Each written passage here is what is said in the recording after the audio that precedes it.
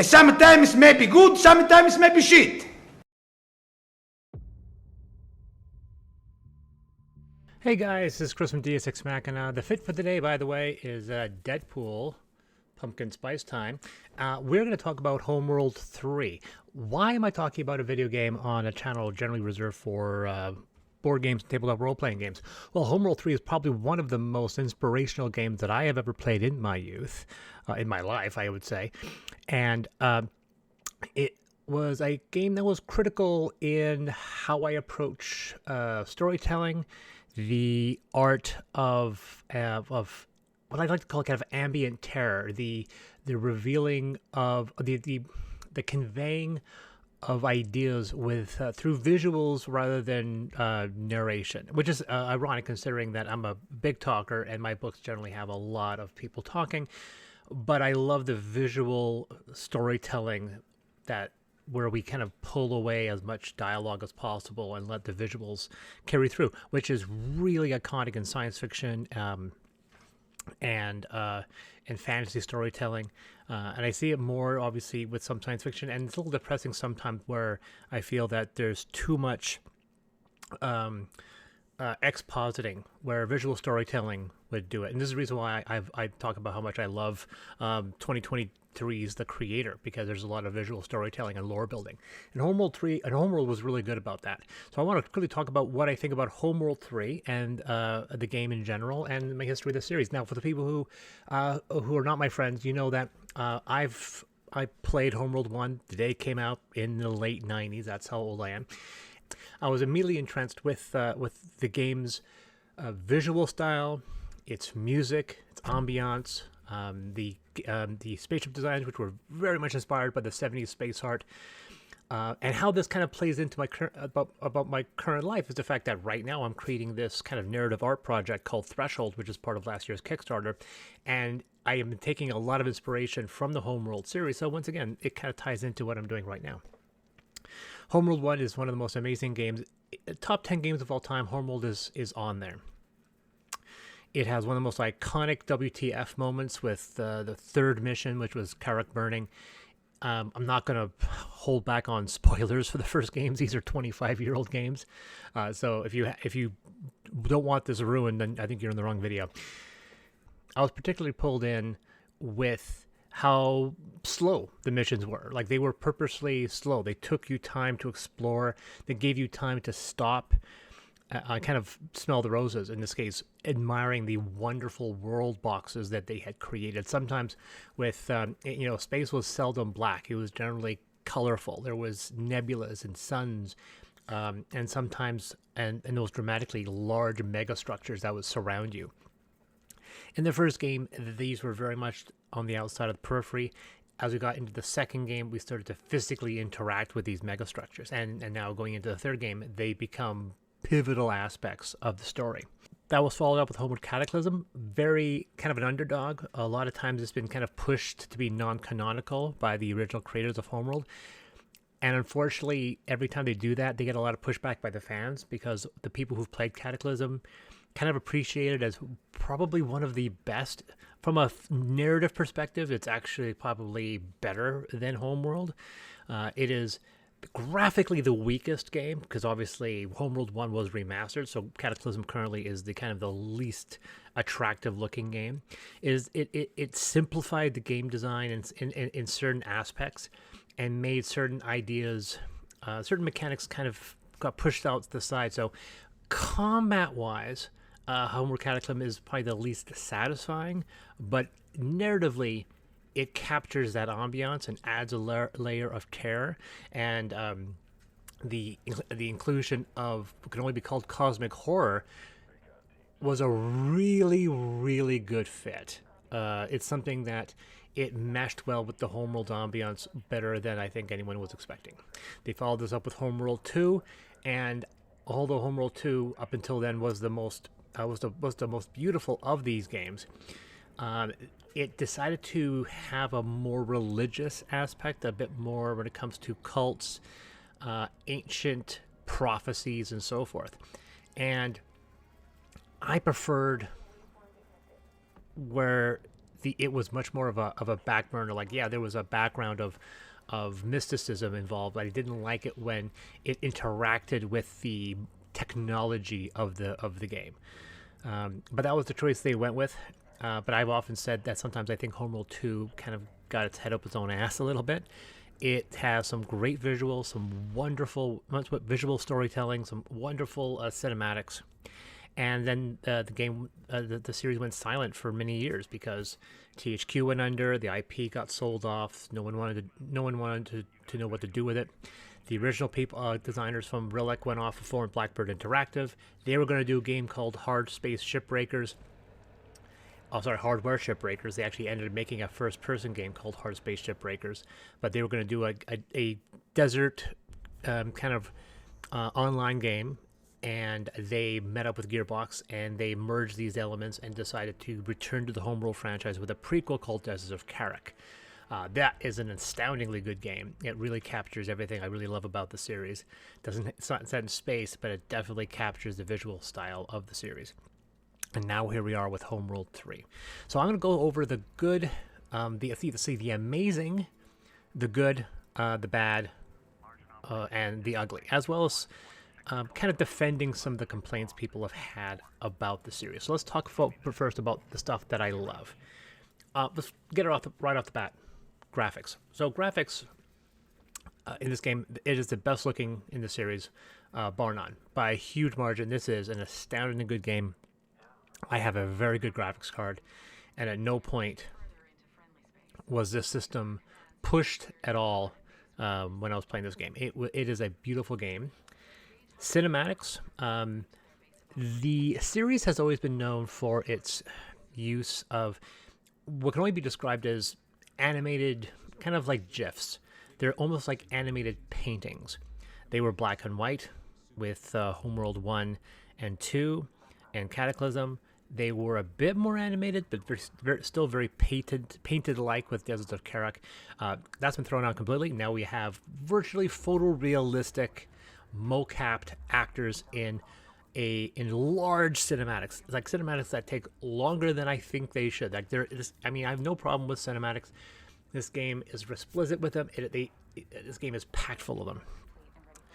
Level design is fantastic. The levels do feel unique. I'm a little annoyed that there's another asteroid field level. That was one of the levels I hated in Homeworld 1, and they brought it back in Homeworld 3. I was a little annoyed by that, but beyond that, the levels are very good. Wonderful, epic mega structures that you're now interacting with. You're moving around and navigating around these mega structures, and some of them are colossal and quite humbling. There's a whole parallel set in something called the Boran Ice Shelf, where it takes space and makes it two-dimensional because you're basically navigating through this ice structure, which is impossible to exist in physics, but this is Homeworld. You're not applying physics to this game. So those are the things that are amazing. Graphics, the cinematics, which are a double-edged sword, because you'll hear me mentioning cinematics as a negative soon. But one more thing I wanted to add, and that is something that's more of a nitpick than anything else, which a positive nitpick. I am picking up something very specific. And that's something called the salvage exploit. For those people who know, if you've played Homeworld 1, you know exactly what I'm talking about. In the first game, you have something called the salvage corvette. And if you aggroed the enemy units, they would automatically try to attack one specific unit, and so they wouldn't notice salvage corvettes coming up and capturing vessels, because that's what salvage corvettes could do. They could capture enemy vessels. And the number of salvage corvettes was the number of salvage corvettes required was entirely based on the size of the ship. So a frigate required 2, destroyer required 4, and battleships required like 6, but you could easily capture any size of vessel. And while your fleets had a default fleet size, you could capture more than that fleet limit.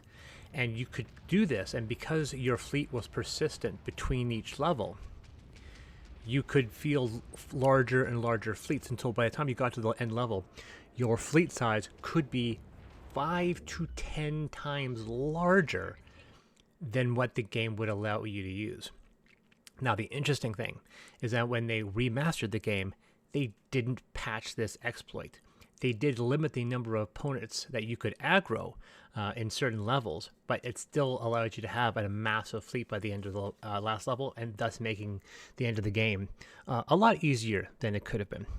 When they got the Cataclysm, they made your capture ships apply to your limit, which means if you reached your fleet limit, you couldn't capture any more ships. You could only capture to your limited fleet, which kind of gutted that mechanic, because obviously, once again, if you reached your fleet size, there was no point running salvage frigates.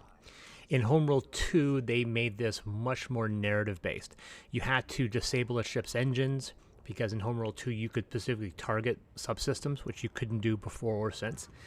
And then once a ship was disabled, you could send a Marine Corvette over, and then they would board it and then take the vessel. It was situational as butts, because you'd have to find a way to force the other units to not actively engage that unit. Once you had disabled the weapons and the engine system, you had to try a way to force your armies, your fleets, to not engage that target until the Marine Corvette got on board. Then it took time. So it was really a lot more. It was more used as a narrative aspect, to the point that very few people ever bothered to try to use this as a mechanic. In Deserts of Karak, there is no salvage corvette. There was no way. You can't take over other ships. In Homeworld 3, they've brought this exploit back, and I know the fact that they've decided to give people that option, that you have to discover that you can do it. There's two ways to do it, because there are two fleets you can control in the skirmish mode. In the single-player campaign, you only have Hygarans, and it's the resource collector. The resource collector, which we'll talk about later. The resource collector itself is the one that collects all the resources. In later games, it could do other things, but in this one, it's a very weird way they did it. In the old games, you'd build resource collectors, and then eventually you could build a resource controller, which is kind of like a substation for the resource collectors to dock with.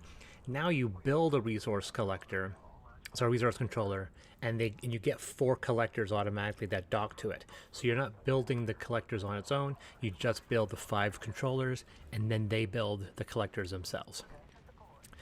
And so these controllers can be sent to capture ships. Now, you can't capture battleships, but you can capture frigates and destroyers. But because you're limited to 5 controllers, you can only ever capture 5 ships at a time, which is fine.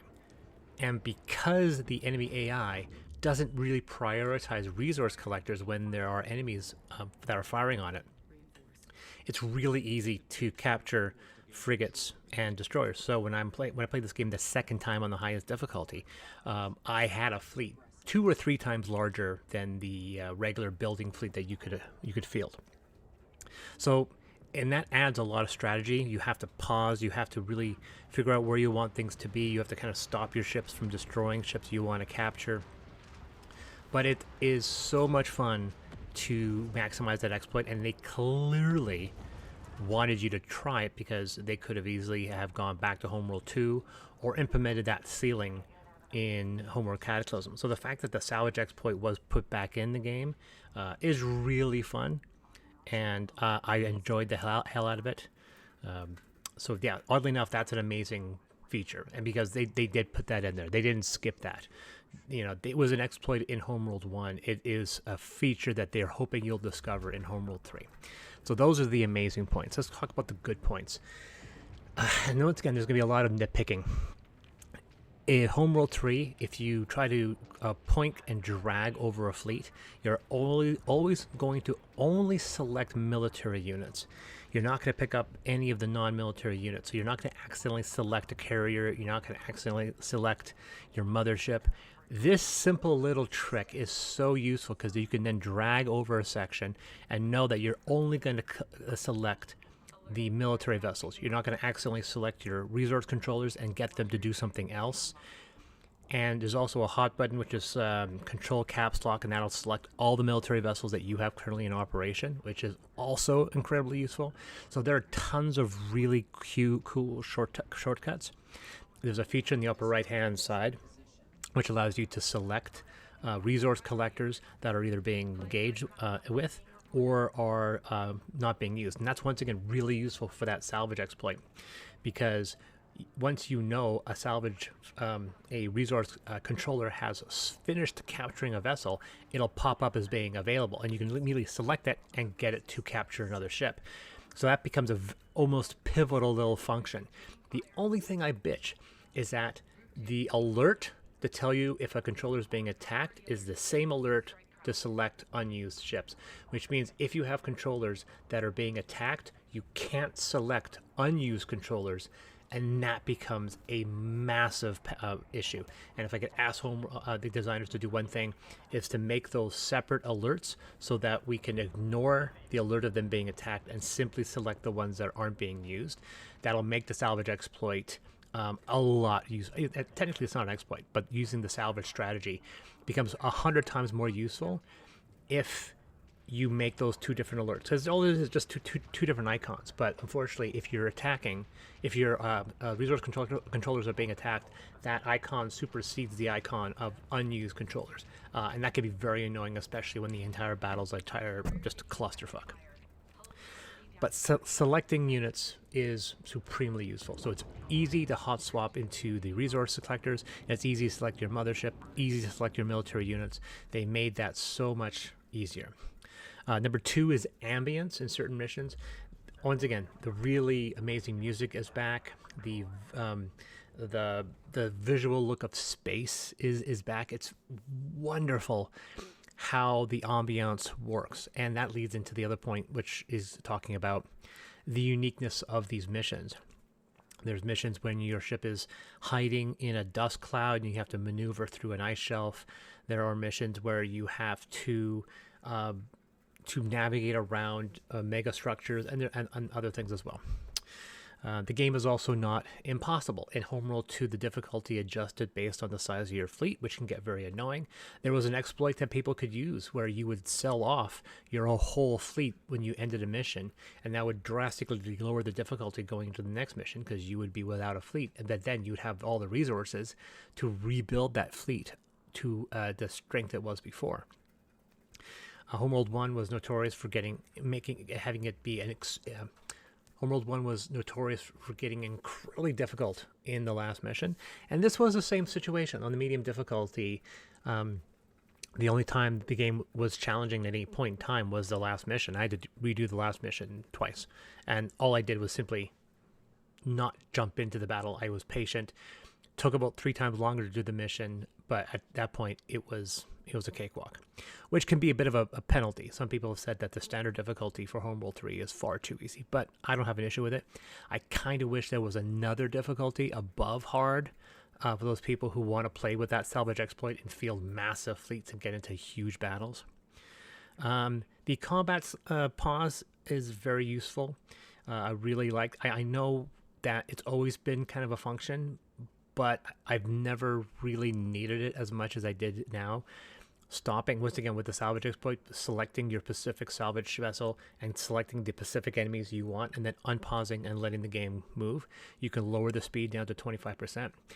The designers from Homeworld really have an issue with the time skipping, like accelerating the timetable. Only Cataclysm, which is the game not designed by the original people who did Homeworld, has a time acceleration feature. Homeworld 1, 2, and Homeworld 3 do not have it. Legacy controls. This was controversial because when the demo got released from Homeworld 3 a couple of months back, their legacy was just a compromised version of the new controls they were trying to establish. When the Homeworld 3 demo came out, you couldn't just move somewhere.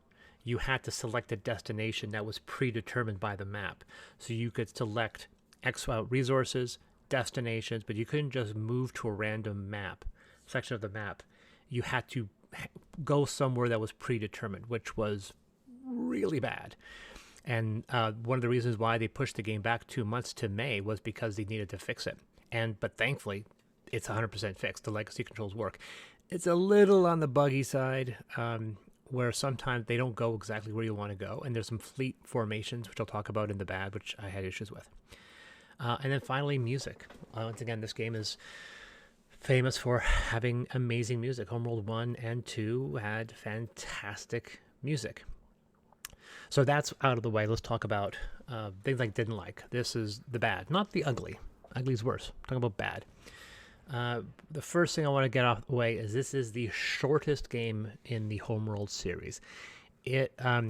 These Homeworld games generally will be between 15 and 18 missions, generally.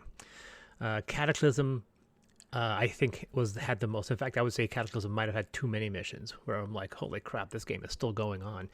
Homeworld 2 was, I think, about the same length as Homeworld 1. Carrick had a decent length as well. But at only 13 missions, Homeworld 3 is the shortest of them. If you play it on medium difficulty, even considering the fact that I had to replay the last mission twice, or once, replay it once, the entire game was wrapped in under 9 hours, which is really short for a game of like this. This game like this should be 10 to 12 hours, maybe 13 hours. And one of the reasons why, we'll talk about one of the reasons why when we get to the ugly. But yeah, this is an extremely short game. And what was frustrating is that there's a tutorial, which you can do, which I'm not counting. The tutorial is not a mission that goes through all the functions. But then the first mission of the campaign is effectively another tutorial. There's no combat. You're basically setting up systems and moving from one point to another.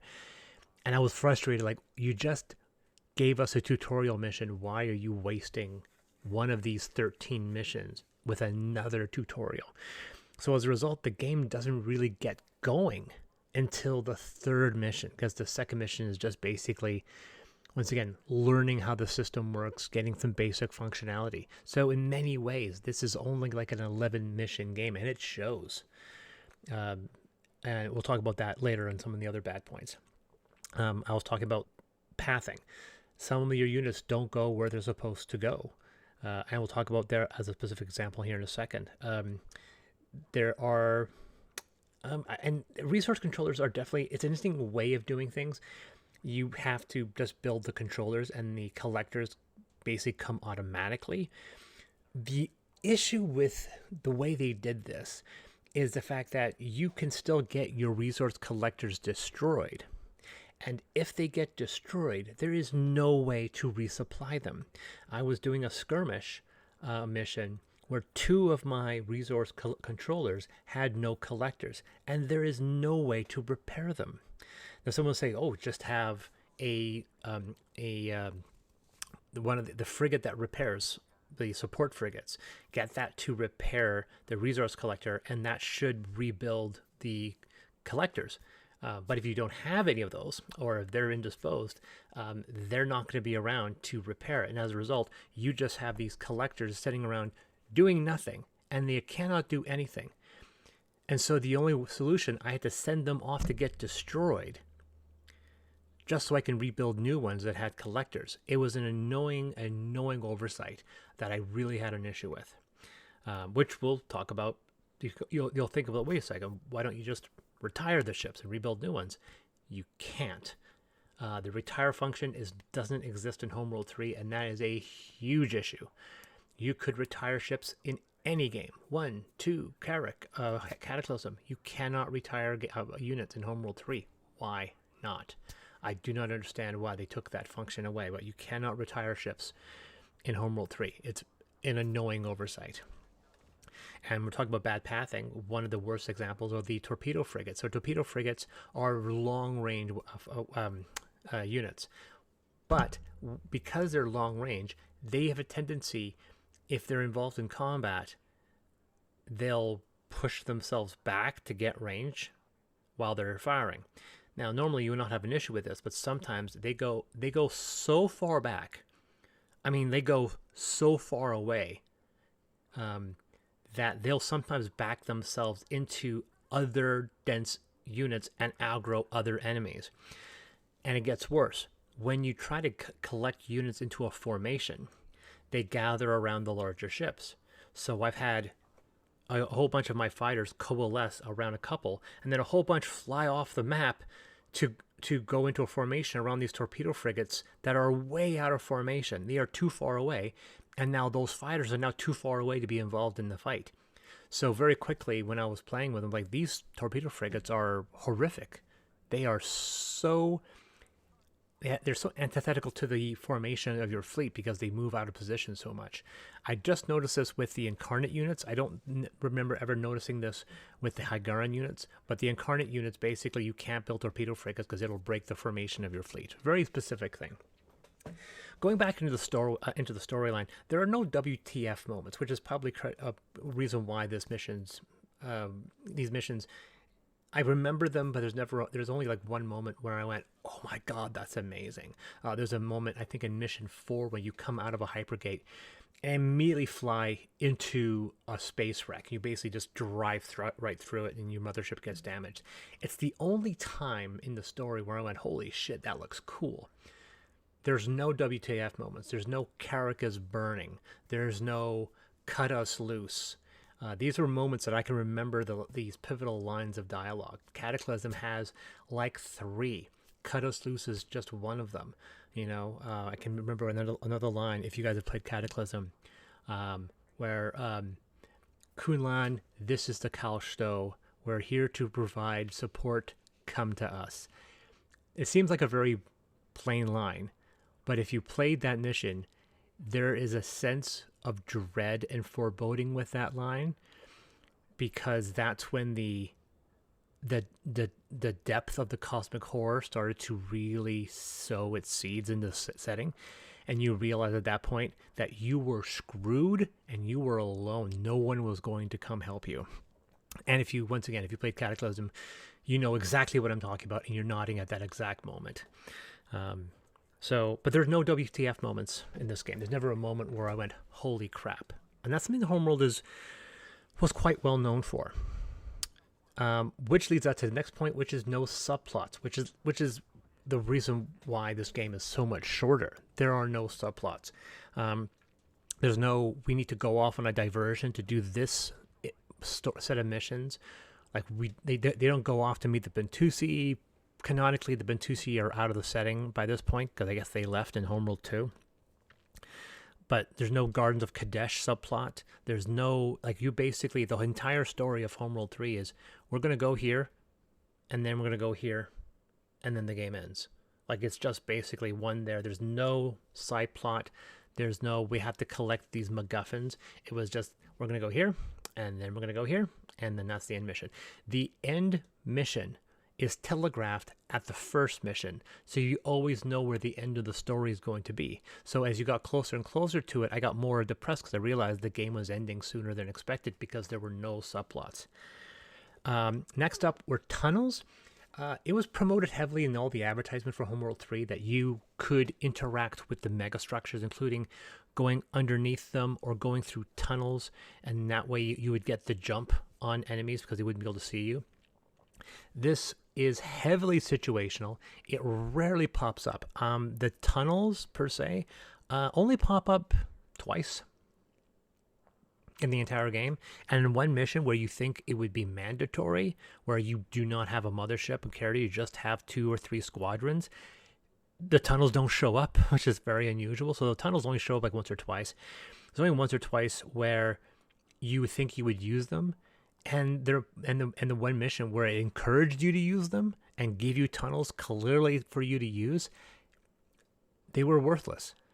There was no point to use them. You might think, oh, you do that to avoid gun turrets, so you would sneak down these tunnels. There were no gun turrets. All the enemy was coalesced around the exit points of the tunnels.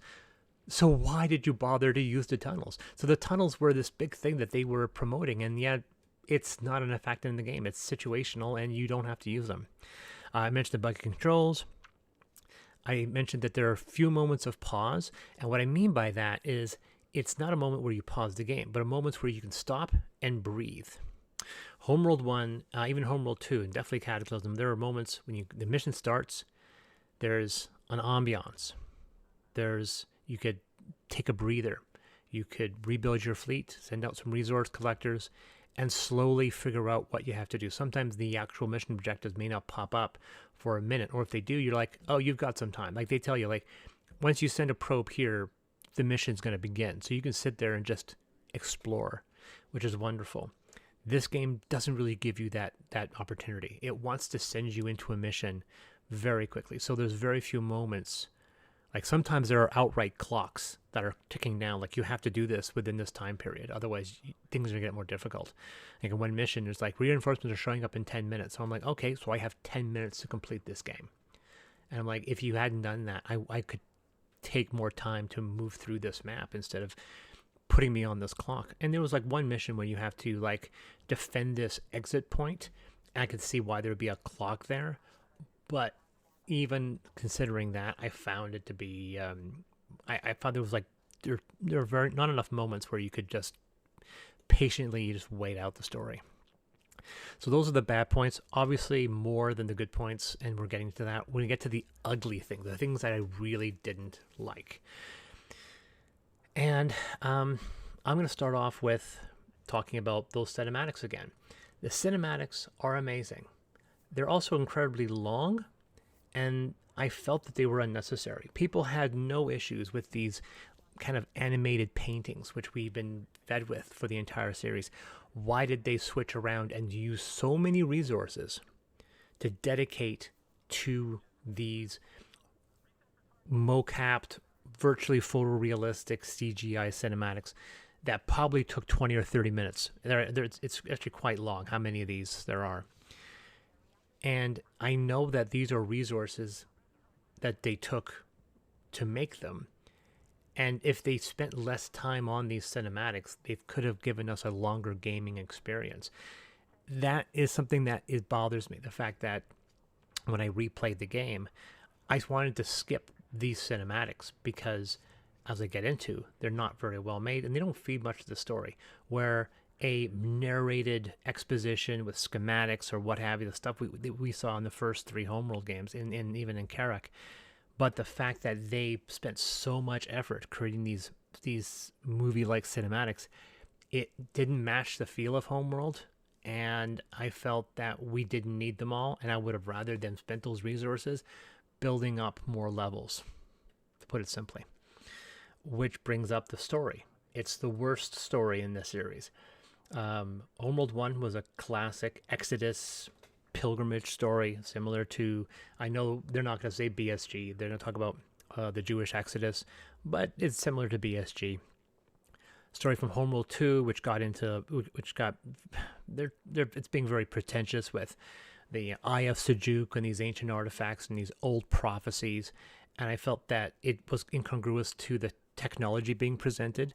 I know that that's basically something that they're in love with. They're in love with taking technology and ancient technology and applying religion and mysticism to it, because the whole idea is that, you know, any advanced society will be indistinguishable from magic, and so they're approaching this progenitor technology as magic, and as a result form a religion around it, even though there is no magic in the setting. But the story here takes away all of that ambiance, takes away all of that kind of mystery. Homeworld 1, you were going into uncharted territories.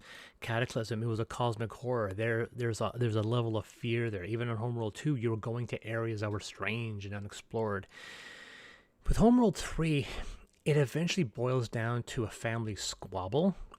And without saying much more about it, it just deals with primarily 3 characters interacting, and that epic nature, the epicness of Homeworld starts to wash away, and we start seeing the story is actually smaller and smaller because, you know, you're teleporting to this area. It's called the anomaly. The whole story in the first mission is explained.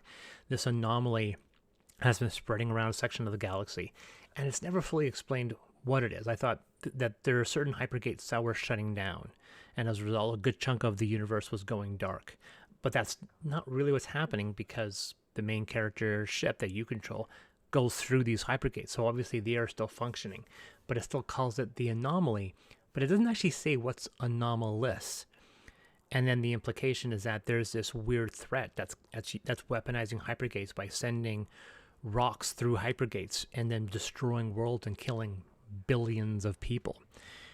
It glosses over that subplot in the first mission so quickly, and then it almost disregards it and then turns it into just this, we're here, we got to repair, we got to pick up, and we got to go. Like, there's like 3 plot beats over these 13 missions. That's it. story is simplistic. It is melodramatic, and we lose very quickly like there's no, like, the mystery is gone. There's no twist. There's no whodunit. We don't know what this is. We don't know. There's no raising of the stakes. There's never a point where the story goes through a classic 5 arc structure. It just goes from point A to point D, and it's completely even throughout the whole thing. So it's poorly written, it's poorly conceived, poorly executed. At the end of this video, I may talk about how I would have done things a little differently, but the storyline is absolutely very poor. There's also no decent post content. There's no story-based content coming in here. You're spending an extra $20. You're spending an extra $20 to buy skins and maps for the non-campaign mode called War Games, and I'll talk about that in a second. There's only 2 factions. So the number of units is very small. Your fleets are very small. There's only one type of Corvette you get. You get 1 Corvette for Hygarans. You have 3 fighter craft. You have 4 or 5 frigates, 1 destroyer, carrier, battleship, and a list. The fleet variations are very small. You can't target individual units. You can fire them from behind. That gives you a damage bonus, but that's about it. But the fleets are much smaller, and there's only 2 of them, Hygarans and the Incarnate. And their insistence on making the Incarnate a playable race in the skirmish and multiplayer mode makes them a bit more boring, because they have to match your fleet point by point. Now, they did this with Homeworld 1. The Tydani and the Hygarans were basically intermixed even. In fact, in the original Homeworld, you could flip the race around and have the Tydanis be the outcast race, and I did that. Actually, I think my second time I played it, I was using the Tydani ships instead of the Hygaran ships. But when we get to Deserts of Karak, there are 4 different playable factions, and 2 of them play very similar, and the other 2 play very similar, but these 2 are very different from each other. The Incarnate and Hygarans are basically identical. There's a few variations, but they play almost identical. So in the single player game, when you're fighting against them, it's a little depressing when you're just fighting against another type of species just like you. When we were playing even Homeworld 2, there were some variations. There were other enemies that you would fight. In Homeworld 1, you had the Tydani Hygarans, but you also had the Gardens of Kadesh. You had pirates. There were other people that came up. So when you encounter the Incarnate for the first time in Homeworld 3, that's it. You will not fight anybody else but Incarnate from that point on. There's no other faction that shows up. There's no side plot to do a small mission when you're fighting somebody else. You are fighting the Incarnate from the mission 3 all the way to the end. And although you'll see more ships, like you'll see their destroyers will pop up, and then their battleships will pop up. But once the battleships pop up, that's it. You have seen the entire rainbow of their selection, and you will never see anything else. And that's really depressing. When you hear about this force called the Anomaly, and what's the Anomaly going to be, and you find out, oh, they're just other humans with ships that are like yours. And then you kind of remember, like, oh, you remember how afraid we were for the Beast and what the Beast could do, even though the Beasts were simply using repurposed vessels that we would use, but there was just that overlying fear. So it's pretentious. Cinematics are nice, but there's too many of them. No decent post content, poor story, limited factions, and one of the most annoying nitpicks, and it almost ruined the game for me completely, and that is there's an auto warp out feature at the end of every mission.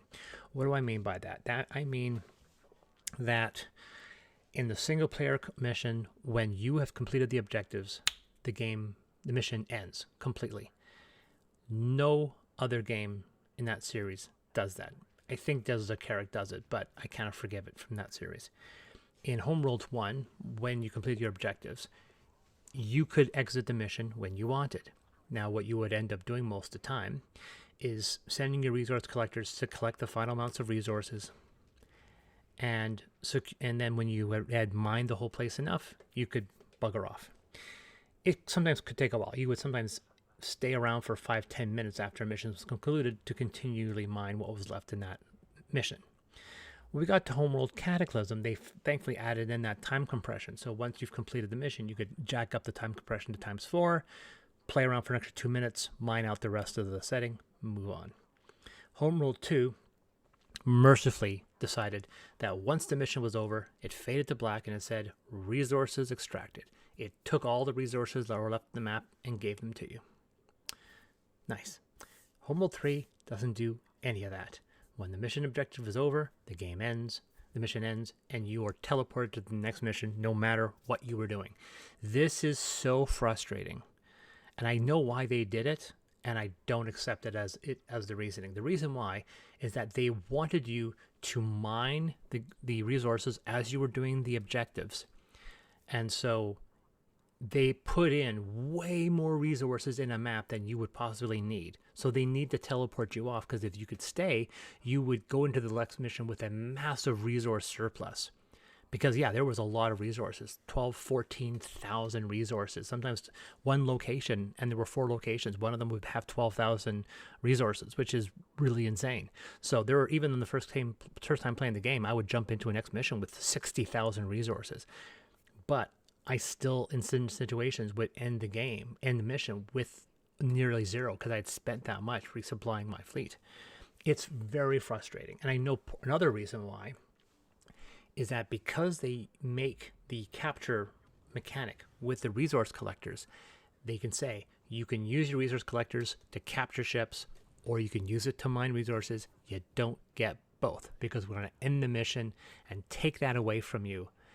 And I hate it, because it's a meta balancing mechanic. It's a meta thing that they've implemented to prevent you from getting your cake and eating it too. Capturing ships during battle, and once the battle was over, sending your resource collectors to collect up the remaining resources that you haven't touched.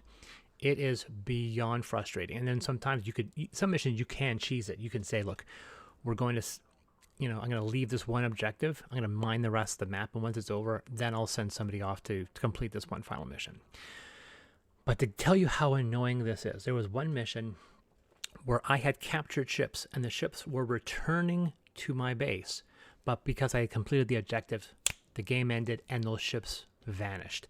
Not only that, but there was one mission where if you destroyed this one ship, all the other ships warp out. And I had ships that were captured, and I could see them warping out of the map while they were captured. And I got so angry, I wanted to turn off the mission and say, how dare you cheese the game that way? Because from a story point, if a ship could warp out while it's being captured, then you shouldn't be able to capture any ship, because any ship that's getting captured would simply warp out and go into hyperspace. It doesn't make any sense, but there's literally a mission where you're capturing ships and they'll warp out while you're capturing them, because that's what the script of the storyline occurs. And so there were times where I would go into a mission with no resources because I had spent my resource collectors capturing ships, and the mission would end before they had a chance to mine any of the resources. And so I'm like, well, I have a good sized fleet, but I got no freaking resources. And it's interesting that there is a hyperspace button in the game. It's only in one mission. It's only in one mission where you have to do, as you did in the first game, bring all your fighters back on board before you hit hyperspace. Otherwise, you could effectively abandon them because you're getting attacked by all sides. That's cool. It happens once. Now, in the War Games mission, they add that mechanic in where there's a hyperspace button, and you could stay in that map for as long as you wanted, picking up resources, attacking people, and then at one point when you're ready, you can hit the hyperspace button and you'll leap off to the next map. But they didn't put it in the single-player mission. Why? And that brings up this War Games mode. War Games mode is a set of 3 random missions that they've created in a roguelike. You have a fleet. You have 6 or 7 different configurations of a fleet. And then you go in, you do objectives, and you warp to the next location. You do missions, warp to the next location. You do missions, and then there's a boss fight. And then that's it. It takes about 25 minutes. It is, not only is it boring, it's just a stripped down version of a game that you would rather be playing, which is skirmish mode. Because skirmish mode, you can tweak it however you want. Resources, the map, the number of enemies. But you get a mothership. You can build the mothership however you want. You can do whichever upgrades you want. It's very satisfying in that short one-on-one fight with an AI or a player. But in the War Games mode, you don't get a mothership, you get a carrier, and you're crippled. So when they say you get these artifacts that allow you to boost up certain elements, all that does is basically slightly modify or boost a crippled fleet. So I went to one which was like, this is the bomber fleet. I go, great, but you've taken away half of the ships I can build. You can't build any of them. You have a carrier, so you can't build destroyers. You can't capture destroyers because you have a carrier and you need a mothership to capture destroyers. And it just became frustrating because it's taking away some of the things. It's like the fleet sizes were very limited, and then you play war games where they cripple your fleet size again, and then you get experience. And that experience unlocks new crippled fleets, new skins, new maps. But after about 3 of these, I was bored. I was frustrated. And the fact that the entire post-content map for Homeworld 3 is this mode is frustrating. Because if you don't like the war game mode, which I don't, tough. The entire post-game of Homeworld 3 is centered around this mode, not newer single-player content. It is entirely revolving around this roguelike mode, which I didn't want, I didn't care for, I didn't want to pay for, I was not interested in it at all. I played it 3 times, and the first time I played it, I was frustrating. Second time I played it, I thought it was annoying, and the third time I was bored to tears, and I stopped it halfway because I could not be bothered. So I really did not care for the war game mode. Even the skirmish mode is a little annoying, but at least you can adjust your challenge and have fun. Since there's no story to war game mode, you're just going to be doing a random set of missions, and then you're jumping to a random set of missions, and then another random set of missions. And every single time I played it, I got more angry, thinking to myself, all the effort you spent, and this, every time I think about this, I go, all the effort you spent in war game mode, you could have made 4 more missions in the single player game. You could have played with the story. You could have cut down the detail in the cinematics and added 2 or 3 more missions. You could have improved the quality of the story.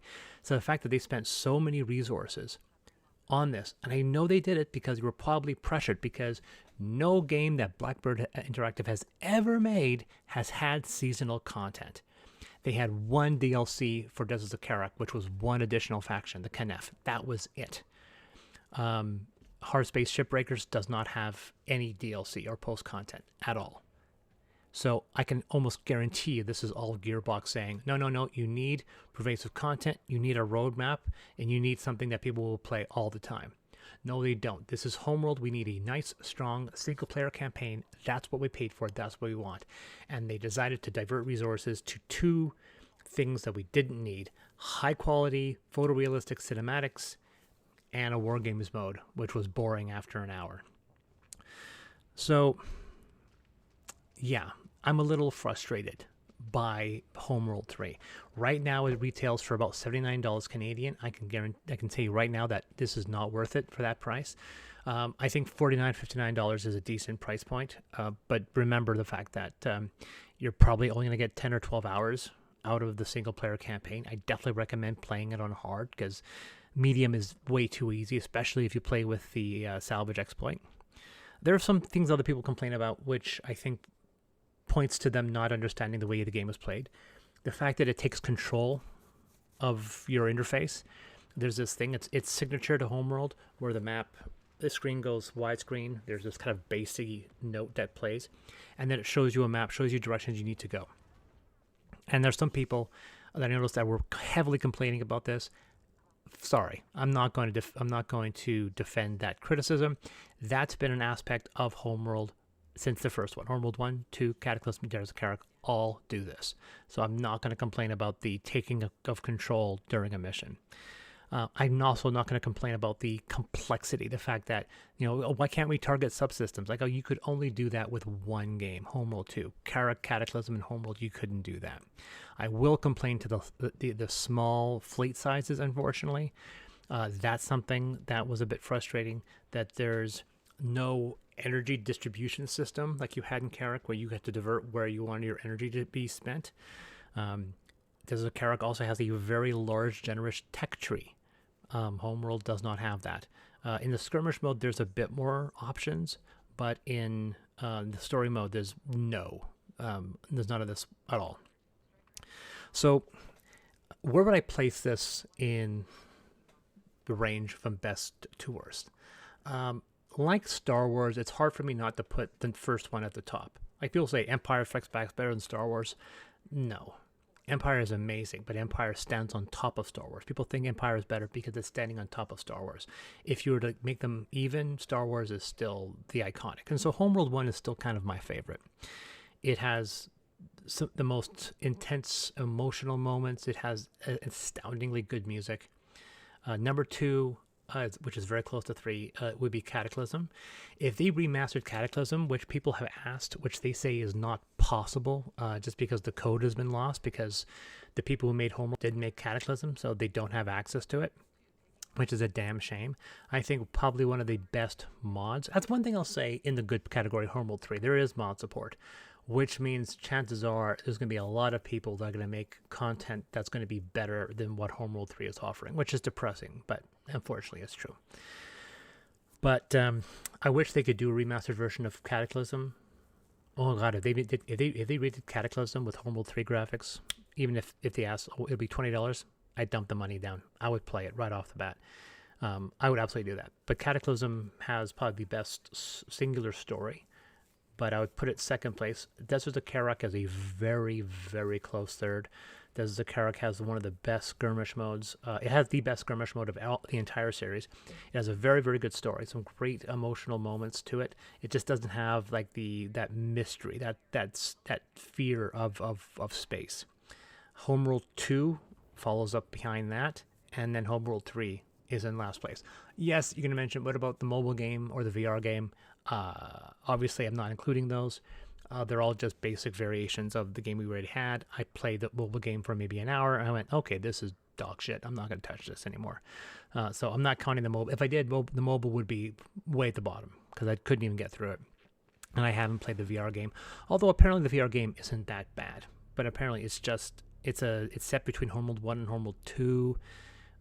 It looks interesting. I could pick it up for my quest. Maybe I will. But for now, I haven't played it, so I don't know where it stands. But for now, Homeworld 3 is at the bottom of this pile, unfortunately. If I give it a score between 1 and 10, I would say between 6.5 and 7. I might be generous and say a 7. If the mod support gets better, maybe I'll do it to a 7. But I think for now, we'll put it at a 6.5. It's absolutely recommended to wait for a sale, because at $79 it is not worth it. So in the end, I can say I enjoyed aspects of it, but ultimately I think the experience was disappointing. But that is my very long review for Homeworld 3. I hope you enjoyed it. I'm gonna kind of piece this together with some footage of playing the game. If you enjoy this video and you want to see other videos like it, please like and subscribe and comment below. Anyway, this has been Chris from Deus Ex Machina, and I will talk to you guys later.